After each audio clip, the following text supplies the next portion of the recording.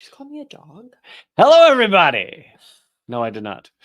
Welcome to Dangerous Ideas, which on Fridays becomes Common Censored. I'm joined by Eleanor Goldfield. I think you should just say, welcome to Common Censored. I confuse the people who regularly watch Dangerous Ideas. If they regularly watch, then they know this is different. Hello, everybody. Thanks for being here. We're going to get into how the corporate media helped lay the groundwork for Israel's genocide in Gaza. Did you go live on Rockman? I'm working on that. That comes up in a minute. You know, you don't have to interrupt didn't know that there was everything I say. I waited till the end of your sentence. Thanks. Yeah, but didn't you understand the timbre I was getting to? Everybody, are you ready? And then it becomes, oh, well, you know, I'm getting ready to do that. And so it like ruins that. Here we go. You know, that kind of thing. I don't think you're using timbre correctly. No? No. It's okay, though. Is it tambourine? I should have said. No. Okay. Hello, everyone, and welcome to Interruption Incorporated. Welcome to Common Censored. Jeez, we just had this conversation. Oh, yes, we did. So we're talking about the corporate media helped lay the groundwork for Israel's genocide in Gaza. We're also going to get into other aspects of what's going on with the protests against Israel, against this genocide. You've heard me cover that in various ways, but there's updates every single day. After that, we're going to get into the efforts to bring back child labor across the great country of the United States of America, where every road is paved in gold, even for working 6-year-olds. So exciting times. And we might have some stories after that as well. So shall we do it? Are you ready? Let's roll. Are you able to come this way at all? You know, I do my best here. So but thank you for trying to include me. I want you to be like on the camera. So this is coming from Truth Out. It's written, co-written by your co-host of Project Censored, Mickey Huff. Yeah. And the other Andy Liebroff. They both did Project Censored, yes. The website and book. But anyway, this is a very interesting point that I wanted to get to, and you know, they did a great job of putting all these facts together in one article. And it's about how the U.S. corporate media has really played a pivotal role in allowing this to happen, in allowing a genocide, and not just during it. I've brought you many segments since it started after October 7th about how terrible our mainstream media is on this topic. But this is actually mostly about pre-October 7th, about, again, how they laid the groundwork, about how you couldn't have a modern day live streamed genocide. By the way, it's almost hitting 20,000 dead in Gaza. The last estimate I saw was 18,800. Yeah, I saw 22,000. Either way. Maybe it is over 20 now. And as I mentioned yesterday, the number of children killed in most modern war theaters, as they call them. That sounds like a euphemism to me. Yeah, I hate that term. It makes it sound like make-believe, like it's not really happening. Well, isn't that the goal of most euphemisms?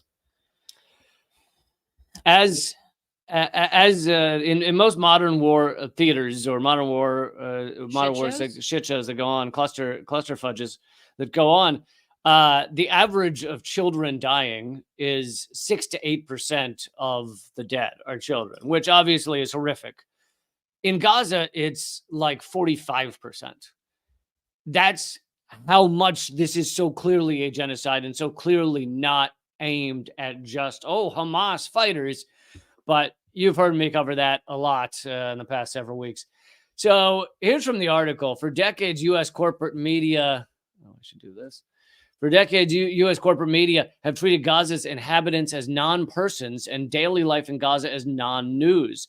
News media missions often function as tacit permission for abuses of power. Corporate media didn't create the violent, inhumane conditions in Gaza, but their shameful legacy of narrow pro-Israel coverage indirectly laid the groundwork. And I just want to give a couple of numbers here that were put together by Holly Jackson of University of California, Berkeley. Where is it? Here it is. So she looked at 50 years from 1917 to 2019, the New York Times. and found that of the 2,490 opinion pieces over those 50 years, not just the New York Times, but the Washington Post, the New Republic, and the Nation. This is of the New York Times, but oh, I'm sorry. Yes, but of the 2,490 opinion pieces in the New York Times over those 50 years, 2% were by Palestinians. 2%. So this allows for the entire topic to be defined by Israelis, Israel supporters, Zionists of one flavor or another. And this is, several years before October 7th. But this has defined the propaganda for decades. If you know, like these are the same people who will argue and have argued to me that our left media or alternative media doesn't do a good job of including both perspectives on an issue. Like critique on my film, for instance, was, well, you didn't interview any coal company CEOs or any fracking company CEOs. It's like, these pieces of shit will do. Don't point at me when you say that. No, I was pointing here. These pieces of shit. Go ahead. These pieces of shit will cover Israel purely from the Israeli perspective, without including any perspectives of the oppressed, and at the same time harp on alternative media for not including the perspectives of people who literally own the media. So, yeah. Gretchen is saying Euromed Monitor has today estimated 20,000. So I guess we are over 20,000, a horrible mark to see. But yeah, and well, to read one more portion of the article, the corporate news outlets tend to ignore or provide only intermittent and superficial coverage of news about journalism itself. Coverage of violence in Gaza since October 7th has unfortunately followed this pattern. The corporate press have not adequately covered the killing of reporters in Gaza and the West Bank. Nevertheless, the Committee to Protect Journalists reports that as of November 30th, they've already killed 57 journalists and media workers, which beats out the numbers killed in the entirety of the Vietnam War. Alan McLeod reported that CNN, The Hill, and the AP have all fired staff members for crossing red lines of advocating for a free Palestine. As Truth Out reported, MSNBC has dropped Mehdi Hassan's show for advocating for Palestine. And let's be clear, he was not exactly like a radical. No, Mehdi Hassan did everything he could to get the liberal corporate media to like him, except endorse an Israeli apartheid state. That was like the only step that was too far for him, and he got fired for it. But so again, I think this is really important because it's not just Israel that has created this genocide. It's not just the United States, which it is U.S. bombs raining down on Gazans, but it is these corporate stacks of I'll clean it up shit that who make this possible, who make it possible that you could kill 20,000 innocent people in a couple of months and not have 100% of America outraged. I mean, yes, 65% endorse a ceasefire, but we should have 100% outrage for a genocide like this. And you should have 100% voting for it in the UN instead of, whatever it was, 13 voting against a ceasefire. And it's our corporate media that allows this worldview to even exist. Sorry, people are just complaining that the audio is clippy, so I'm just going to or choppy. Clipping means that it's red. It's redlining, but I'm just going.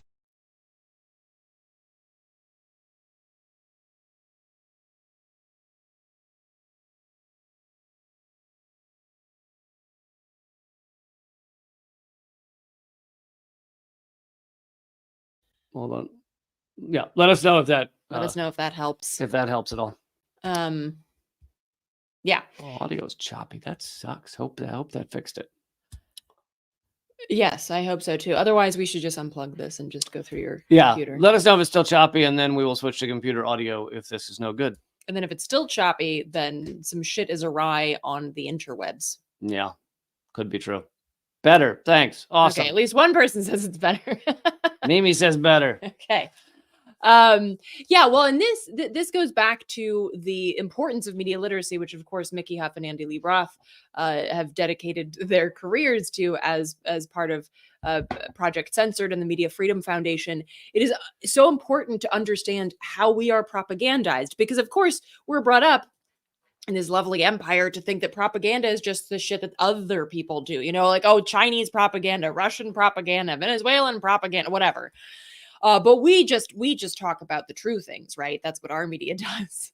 And so media literacy is so important to recognize that no, they lie to you constantly. It's outright lies, lying by omission, the way things are phrased. And Lee and I have covered this too. Like even the way the pictures, photojournalism, the tints on the pictures, the way that pictures are edited in filters to show places like Venezuela as darker or more dingy.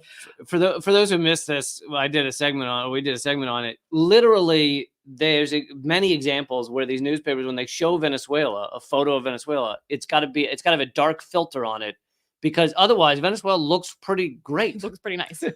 Sunny, and there are people farming, happy people, yeah. So we see these people as lesser than, right? When you hear the word, if you just think in your head about Iranians or French, okay, who are you more likely to think is good or more valuable as a human being? And why is that a knee-jerk response to hearing those two different words?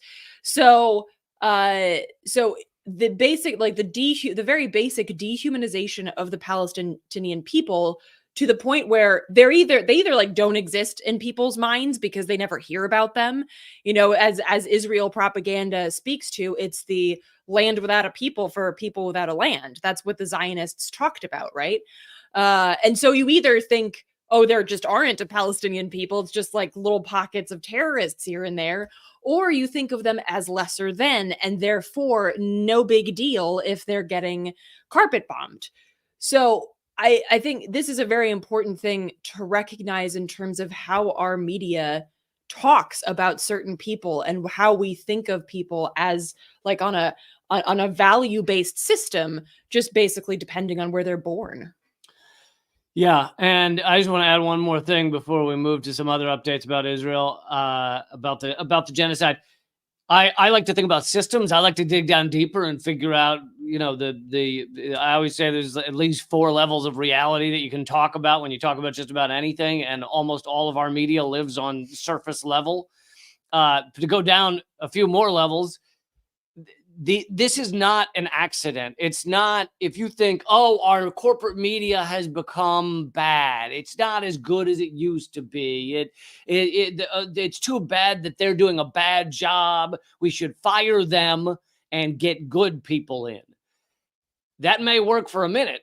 It's not going to work for very long, because the system is designed around profit. In order to make that profit, these people need to have, guess what, a very strong government to run the empire and not fall. And so the corporate entities, which essentially own the government, force the corporate media to do the corporate and pro-US and pro-Israel propaganda. And so that is the system. It's not just like, you know, that one guy, Anderson Cooper, if he were better, then we'd get some real news out of him. No, they're all garbage, and they're different, you know, flavors of garbage. MSNBC is slightly different than Fox News, and Fox News is slightly different than CNN. Fox News will tell you Hezbollah's living under your countertop, you know, while MSNBC will tell you the Gazans could be fine if they just would release the hostages, and then we wouldn't have to genocide them. Mm-hmm. You know, there's different flavors, but it's all the same shit storm. And that is by design. This is a systems problem. It is by design in a capitalist, market-based, profit over all else. Future of humanity doesn't matter. Future of humanity within Gaza doesn't matter. Future of humanity writ large doesn't matter. It's all profit. And just a quick note. Somebody commented it'd be nice if they could teach spotting propaganda courses in our schools. Absolutely. And I will just say that Project Censored has a whole classroom section. A lot of it is geared towards higher education, i.e. college and university. But it can be applicable to really any kind of classroom setting. And so people can go there, and even if you're not a teacher or professor yourself, you might know one, or your kids might know one. And there are a bunch of different tools to use in the classroom for specifically this issue of critical media literacy. So I just wanted to. Thank you. Yeah. All right, let's move on to this, if you want to take the lead. Sure. So, folks may or may not know that yesterday was the last night of Hanukkah. And ew. I'm booing the last night. I'm not booing Hanukkah. I was like, are you booing Hanukkah as a thing? Or so Jewish Voice for Peace and If Not Now have been doing a lot of rad organizing. And on the 8 nights of Hanukkah, there was a lot of shutting shit down. So as reported here by Jewish Voice for Peace, on the 8th night of Hanukkah, Jewish Voice for Peace chapter shut down 8 bridges and highways in 8 cities to say, and that's the 8th night of Hanukkah. So it's 888. It's kind of nice. No business as usual why the U.S. is funding and arming the genocide of Palestinians. And you can click through to see images of these actions. So Los Angeles, I believe they blocked an entire highway. Then which, for those who don't know, the highways in LA have a lot of cars. They're kind of a big deal. These are not country roads. There was also a blockade in Atlanta, Georgia, Seattle, Washington, Philadelphia. It looks to be on a highway in Philly as well, which is awesome. In DC, and I'm not sure exactly where that is, but I see the Capitol building in the background. You may know the answer to this. How do you do this without getting run over when you first walk out onto the road? So basically what you do is you have a few cars who basically serve as they slow down together. They slow down together and basically stop traffic, and then people jump out of the cars. Okay. I was picturing them jumping the fence and running out on the highway, and then the first three people get run over. Yeah. No, we don't engage in suicidal tendencies just for the sake of a banner drop. No, so they're so-called lead cars that slow traffic down and make the people behind them super angry. But hey, no business as usual, as their post notes. And so they blocked bridges and highways in 8 cities in Twin Cities, Minnesota, Portland, Oregon, and San Diego. Twin Cities is so quaint. It only took 6 people to stop all traffic. Oh. So these are great actions, and I'm so proud of my peoples for doing this. And it also speaks to the lessons of Hanukkah and the lessons of Judaism in general, to always stand with the oppressed and fight injustice. And there are certain teachings that we highlight on the various nights of Hanukkah. And this is also the month of Tevet, which started on the 13th, I believe, of December. And this month in the Jewish calendar is the month of righteous rage. And so this is a very apt time to be channeling these kind of actions. And with that, I also wanted to share, it was at the White House. Do you have that? Yes, that one? you do. Yeah, you can keep going. I'll pull it up. Okay. It takes me a second. At the White House this past Monday, so this was during Hanukkah as well, 18 elder Jewish women chained themselves to the White House the day of President Biden's annual Hanukkah party, which hilarious. What do you want to take guesses on where he thought he was?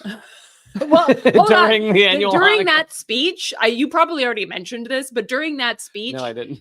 He mentioned that it's been 65 years since the Hamas attack. It's been 65 days. He also said that his father survived the Hamas attack as he walked back to his kibbutz. By the way, Biden's father's been dead for like 20 years. Biden's father's been dead also for 20 not years. Jewish and never lived in a kibbutz. I was going to add that. Not Jewish, didn't live in a kibbutz, but he survived the Hamas attack, which good for him. Good for him. Good Seriously, for him. A guy that's been dead for 20 years to survive that attack, that's remarkable. For him to survive anything after 20 years of death is really amazing. I mean, if you said he survived dessert, it'd be incredible. So, yeah. Considering all that, I doubt Biden had the slightest clue of really anything. But so these Jewish elders were then arrested on federal charges because they chained themselves to the White House gates because, the blessed sacred White House. And I just wanted to share some of the quotes from these Jewish elders. One Esther Farmer said, "I'm a proud anti-Zionist Palestinian Jew. My mother always said, we're Jews for justice, not just us. Don't underestimate Jewish elders. We will not stop until the killing stops." Karen Ackerman said, "Don't let them tell you it's complicated. Palestinians are being slaughtered, not just by bombs, also by starvation. It has never been more important that we act." And I just want to also point out that these are not like just some crazy fringe Jews that they found like on street corners. Karen Ackerman, for instance, is the former political director of AFL-CIO, which is like for all intents and purposes is a liberal organization. So these are not fringe people. These are not like crazy anarchists or some shit, right? Like these are your like regular, boobies that you'll see at like the market or some shit, This next one, Rosalind Paczewski is a MacArthur genius and a political scientist and scholar. And she said, "Israel is murdering elders, children, doctors, journalists, scholars, and poets. We demand an end to this cataclysmic slaughter." And so these are, again, like people, like just regular Jewish elders that just see what's happening. Beyond the propagandization, beyond the neoliberal media, and have decided to say enough. And I just wanted to take a moment. Unfortunately, I forgot to bring the book down with me. But the difference between elders and what Klee Benally, indigenous anarchist, calls olders, in his new book called No Spiritual Surrender, which is totally awesome. I definitely recommend that people check it out.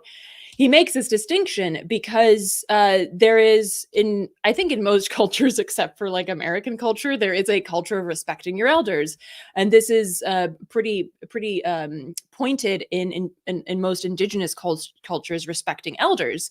And he first points out that, first of all, that not everyone who's older is an elder, right? An elder is a specific role for people who have and who are respected and have wisdom to share with the community. Just because you're old doesn't mean that you're an elder.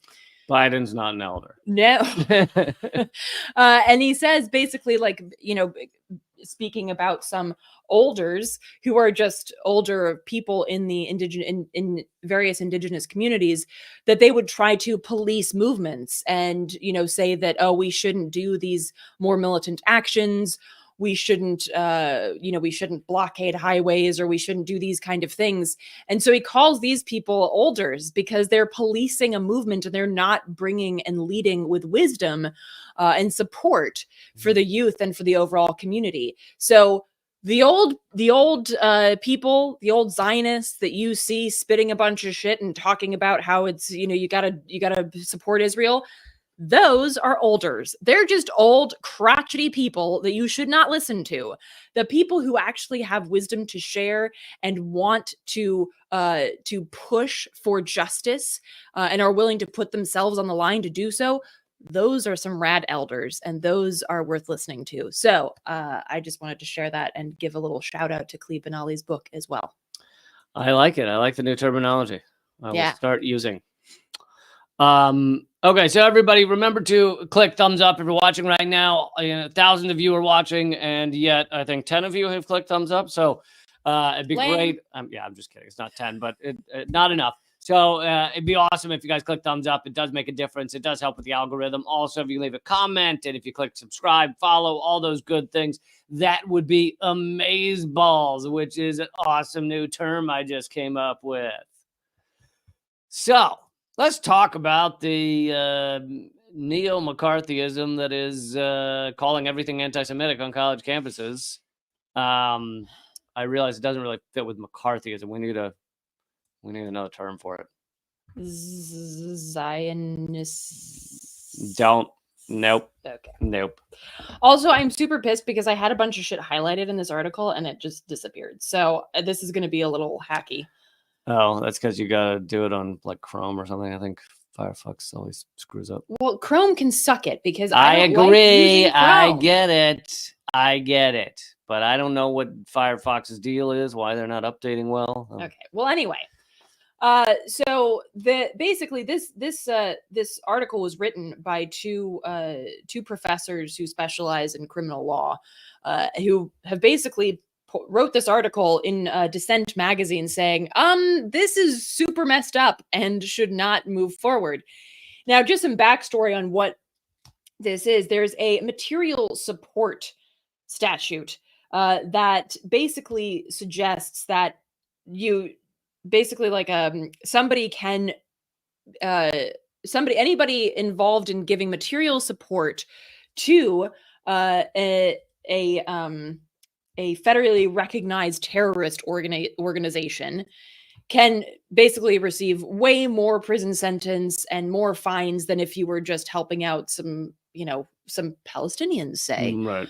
But if we were to suggest that all Palestinians are somehow connected to Hamas, or that the Palestinian flag is somehow synonymous with Hamas, which is recognized by the United States as a terrorist organization, lest we forget, so was Nelson Mandela.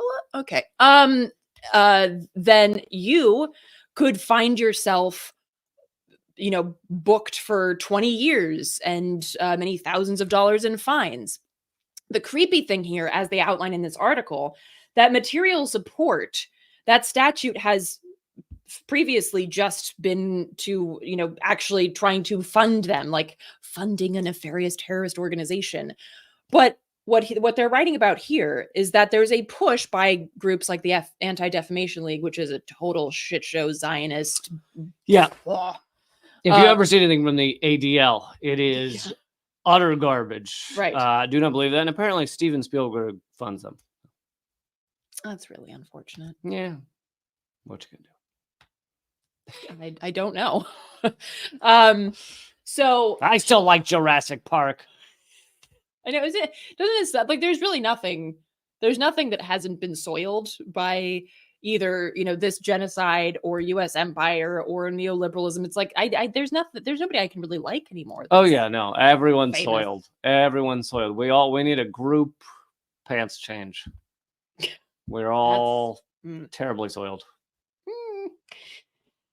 So, now the problem is that now the material support statute could go so far as thought crime, which is the idea from Orwell's 1984. Nice. So even just voicing, as the ADL puts it, an increasingly radical call for confronting and dismantling Zionism on U.S. college campuses could be considered material support for a foreign terrorist organization. So saying how the hell that makes sense? So saying Free Palestine is material support for terrorists. Yes. Right. And this I get it. That makes a lot of sense, doesn't it? So this is. And it's already started in some ways. For instance, the Students for Justice in Palestine, who have chapters in a lot of universities. For instance, the state of Florida has already invoked the material support statute to ban Florida's chapters of the Students for Justice in Palestine, which is remarkable because the SJP, the Students for Justice in Palestine, do just that. They basically call for a dismantling of Zionism, an apartheid state of Israel, and liberation for Palestine. And Florida is trying to hit them with the material support statute That is bananas and terrifying, and clearly, like, again, just overt fascism. So this is, and the writers of this article point out that there are some quote unquote like safeguards against this. That, for instance, the likelihood of this holding up in a court, particularly a higher court, is not particularly trustworthy. But that's not really that comforting when you realize that the courts exist to uphold the imperialism and the oppression of the United States government, which is very close, obviously, with the Israeli government. And secondly, okay, let's say this thing falls apart in court, but it could fall apart in court after your life's already been destroyed. You've been thrown out of college, lost all your money. Right. You'll never be hireable or whatever the hell. So it's like this, that's a small comfort. And this suggestion that it is basically thought crime, it is synonymous with supporting a terrorist organization to save free Palestine and to wave a Palestinian flag, is terrifying. And ironically, of course, just goes to show that the largest terrorist organization is in fact the United States government. Damn straight on that front. Even as Israel murders 20,000 in Gaza, they still have not approached the numbers that the U.S. has killed of innocent civilians over the past 20 years. Well, and they could do it without the help of the United States government. And they couldn't do what they're doing right now without the help of the United States. Even as Biden is apparently pushing back heavily against Netanyahu, he's also rushing to send more tank shells and more missiles to Israel to drop on children. Literally like bypassing Congress to do so.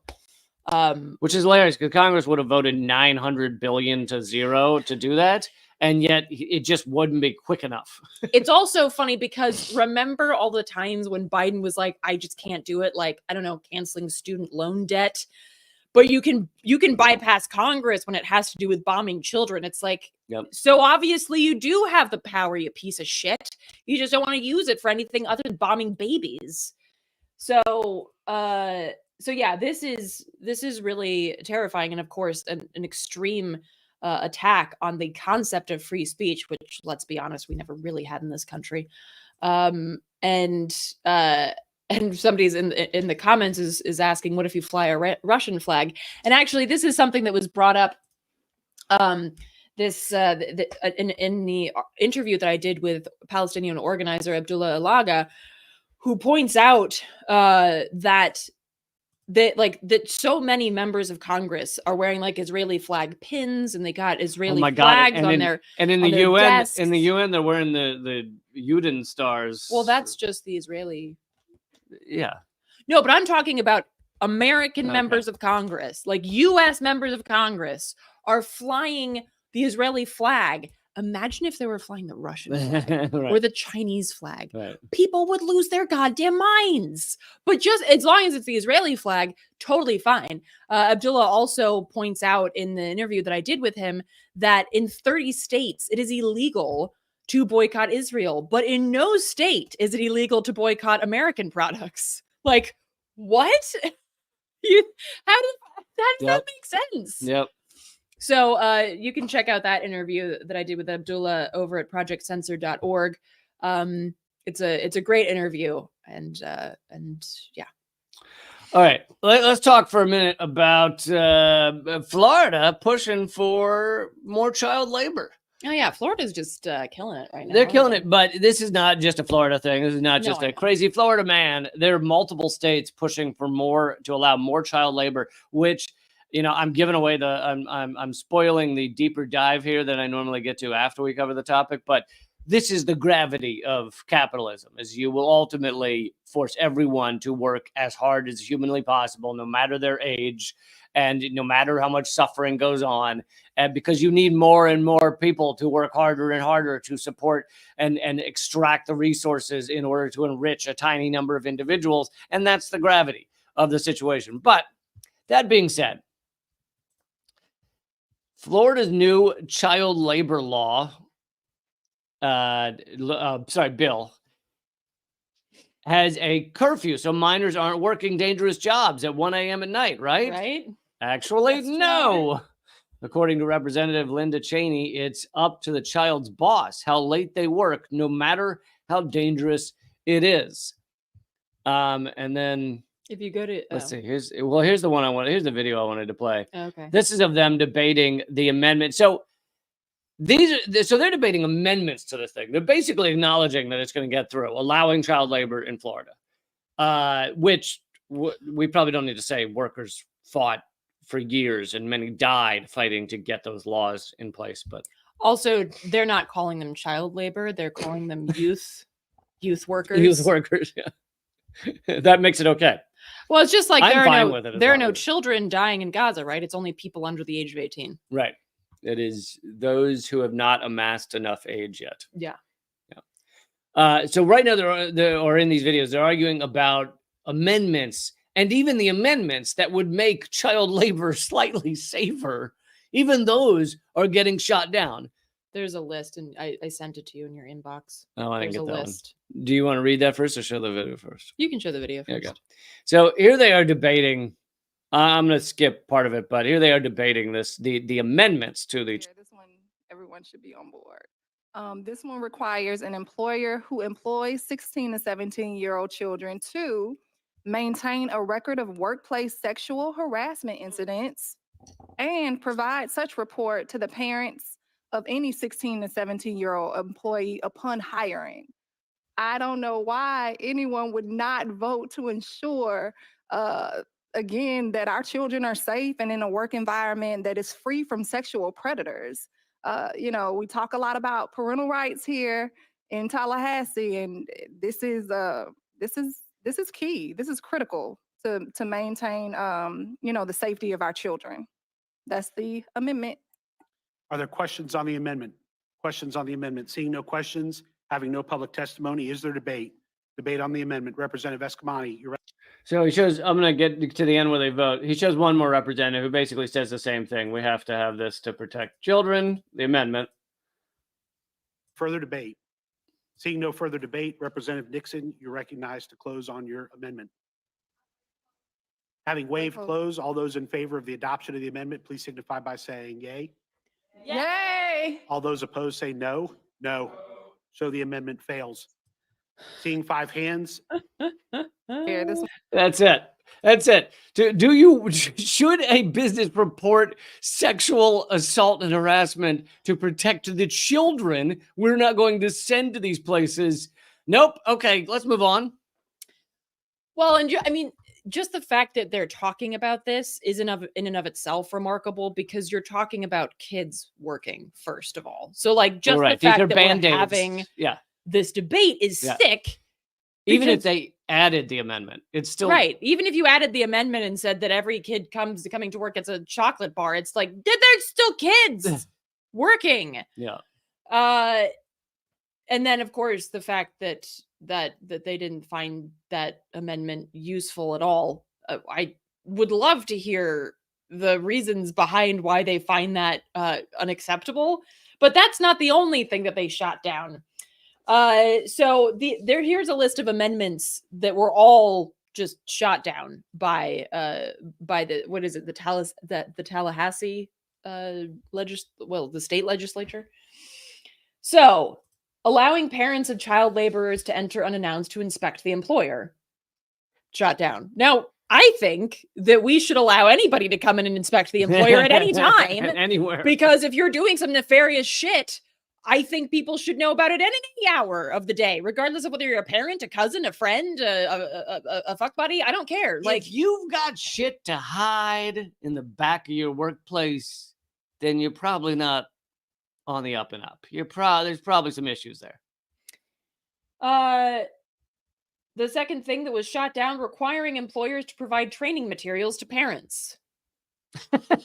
Dude, you have to give parents a list of the books you're supposed to read over summer break, but you can't give parents a list of training materials that show what you're expecting their kid to do. What the hell? And then of course the sexual harassment issue, requiring employers to notify parents if their child witnesses an act of violence at work.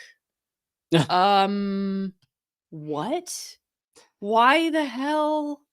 Yeah. Or notifying parents when any shit goes down at work, such as sexual harassment, sexual assault, violence. Like, Now, of course, they didn't want this next one to pass.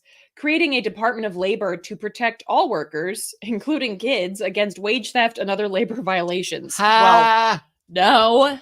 But no. I bring up wage theft a lot because, you know, we hear, like, if you watch Fox News or something, every day it's about, crime has just gone up, crazy amount. Crime is going up across the nation. Now, half the time they're lying, but even when they're not lying, you notice what they don't consider crime? Wage theft, which wage theft is just stealing wages from workers. And it is done on a scale that is way bigger than guys walking up to you on the street and saying, give me your wallet.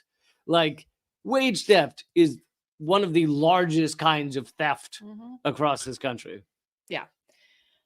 And the final one here is preventing minors from obtaining work learning credits unless the work site is OSHA certified and has a proven history of safety. Because why would you need a workplace to be safe for kids to be working there? That's just silly. This many state. So all of those amendments to the child labor bill just were tossed out. So yeah, if you think that kids should be working till 1 a.m. places that are unsafe and rife with sexual predators, move to Florida. But again, to get to the deeper level of this, wage slavery in general, whether you're a child or not, is a form of exploitation that is the only way in order to get this capitalist system, this market economy system to work, is to exploit people through most of their lives. Now, through a lot of fighting and a lot of protesting and people losing their lives in the fight, they were able to attain certain provisions that made wage theft and the harm done by the corporate titans slightly smaller, such as they can't exploit you horrifically until you're 17 or 18. And now we see many states fighting to get rid of those hard-fought wins, to just let it be even more, let the exploitation grow even larger.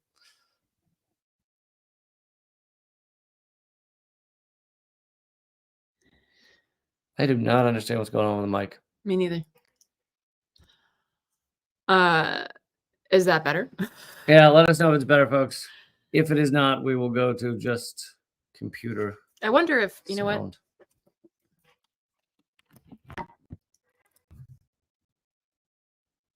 Let us know how that is. Okay. Sorry about that, everyone. Where were Oh, we? now I lost my mouse. Oh, no, No, you didn't. Okay. Where were we? Child labor. Yes, I think we covered all of that. By the way, the rest of this live stream is going to be free to watch at rumble.com/Lee Camp. That's rumble.com/Lee Camp, as well as my locals page. Those two streams will continue. And again, it's free to watch, so I'm not hiding anything. It's not secretive. You know, anyone can join. It's not behind a paywall. You guys, everyone out there, rumble.com/Lee Camp. And the others will cut off here in a moment. Do you want to sing to folks while I fix this? Not really. Well, no, never mind. Were you about to sing? No. Look, I don't sing on command, just I know, like you don't yeah. do jokes on command. Well, that was a joke, so there you go. Was it? Yeah.